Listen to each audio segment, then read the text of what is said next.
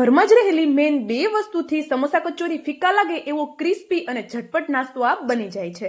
તો 1 કપ પાણીમાં અડધી ચમચી જેટલી વરિયાળી, 2 ચમચી જેટલા તલ, તીખાસ માટે મરચા, થોડા ચીલી ફ્લેક્સ, લીલા ધાણા, સ્વાદ પ્રમાણે મીઠું, હલકી એવી હળદર એડ કરી દઈએ। એક નાની સાઈઝની ડુંગળી ઝીણી કટ કરેલી, અડધો કપ બેસન અને અડધો કપ રવો એડ કરી સરસ એવું મિક્સ કરી લઈએ। ઝીણું ખમણેલું ગાજર અને એક નાની સાઈઝનું બટેટું એડ કરી દઈએ કાચું, અને બટેટાને પણ સરસ એવું મિક્સ કરી લઈએ। કડાઈમાં અડધી ચમચી તેલમાં રાઈ અને હિંગનો વઘાર કરી બનાવેલું બેટર એડ કરી દઈએ અને સતત ફેરવતા રહી ડોના ફોર્મમાં આવી જાય ત્યાં સુધી આપણે એને થવા દઈએ।